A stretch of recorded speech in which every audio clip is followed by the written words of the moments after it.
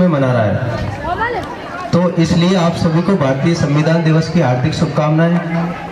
लेकिन हमें सोचना होगा, क्या हम संविधान दिवस मनाने के साथ साथ में उन अंतिम व्यक्ति, वंचित व्यक्ति या ऐसे लोगों को अधिकार हम दिला पा रहे हैं, या उनको ऐसी जो योजनाओं का लाभ दिला पा रहे हैं जिनको आवश्यकता है? हमारे बच्चे, आप सुनिए आप लोग, क्या हम संविधान जो मना रहे हैं, संविधान दिवस के रूप में जो मना रहे हैं, क्या हमें अपने अधिकारों के संबंध में पता है? अधिकारों के बारे में पता है?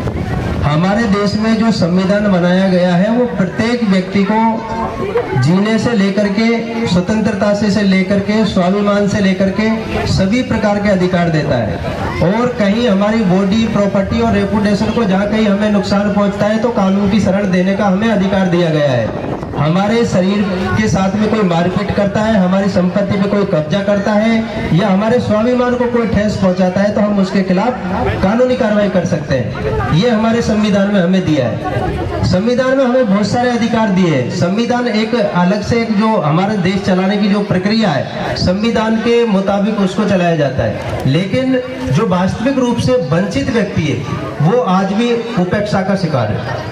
उस व्यक्ति तक सरकार की जन कल्याणकारी योजनाएं नहीं पहुंच रही और उनको जो अधिकार है वो आज भी मिले हुए नहीं। कैसे नहीं मिले?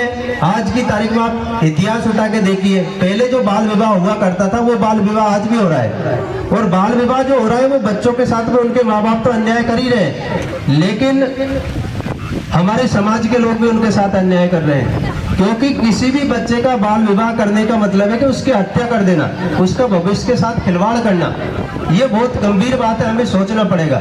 माननीय राजस्थान उच्च न्यायालय ने भी स्पष्ट रूप से आदेश दिए हैं कि कहीं भी किसी भी ग्राम पंचायत में बाल विवाह होगा तो उसका जिम्मेदार सरपंच होगा, है ना। स्थानीय सरपंच के कार्मिक जो है, कर्मचारी है, जनप्रतिनिधि है, वो सब उसके जिम्मेदार होंगे। लेकिन बावजूद उसके हमारे करौली जिले के खासकर मासरपुर में जो शिकायतें मिलती रहती है, पिछली बार हमें अक्षर तृतीया और पीपड़ पूर्णिमा पर जो शिकायतें मिली है, लोग करते क्या है कि आपके जो निमंत्रण पत्र है उसमें बालिग बच्चे का नाम, बालिग बच्ची का नाम छपवा देंगे और जो उनके साथ में छोटे बच्चे, छोटी बच्चियां, उनकी शादी कर देंगे।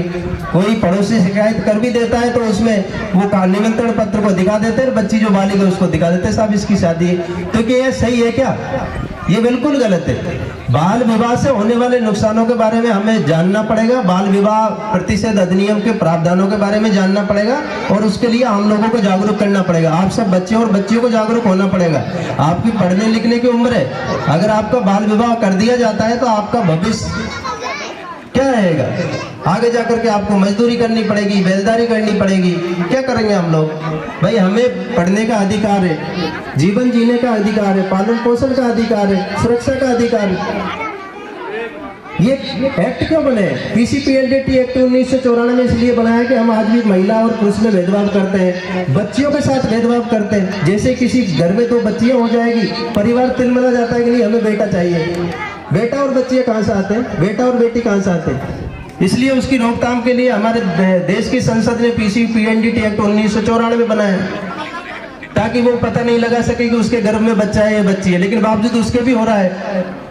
तो हमारे जो कानून बने हैं, हमारे संविधान में जो अधिकार दिए, अधिकार नहीं मिल रहे, जो कानून बने उनके अनुरूप कार्रवाई नहीं हो रही। पॉक्सो एक्ट बनाया है बच्चियों के संरक्षण के, बच्चों के संरक्षण के लिए, लैंगिक अपराध उनके साथ नहीं हो, लेकिन बावजूद उसके हो रहा है। और ये करने वाले कोई विदेश से नहीं आए, कोई पाकिस्तानी नहीं है, हमारे देश के, हमारे भाई है, हमारे पड़ोसी, हमारे दोस्त है, ये हो सकते हैं। तो इन चीजों में हमें जागरूकता के साथ साथ में सतर्कता बरतनी पड़ेगी। अगर किसी बच्ची की शादी हो रही तो आप चाइल्ड लाइन हेल्पलाइन नंबर है 1098, उस पर तुरंत कॉल करें। माननीय जिला कलेक्टर महोदय द्वारा जिला कंट्रोल रूम स्थापित किया हुआ है, उसके दूरभाष नंबर है 25 074 64 25 13 35, उस पर कॉल करें। 24 घंटे सेवा उपलब्ध रहती है। आप जैसे ही कॉल करेंगे प्रशासन के लोग उस बाल विवाह, होने वाले बाल विवाह को रुकवाने का प्रयास करेंगे। अब होता क्या है कि आप बच्चे जो कई सारे शिकायत करते हैं, जब करते हैं कि जब बारात आ जाती है, लगन बच्चे की जल जाती है, बच्चे की हो जाती है, उसके बाद में कॉल करते हैं। तो लेकिन परिवार तो पूरा खर्चा कर चुका होता है ना, टेंट कर चुका होता है, हलवाई कर चुका होता है, सामान पूरा ले आया तो होता है ना। जो मेहमान बुलाने होते हैं उनको सबको निमंत्रण दे दिया जाता है।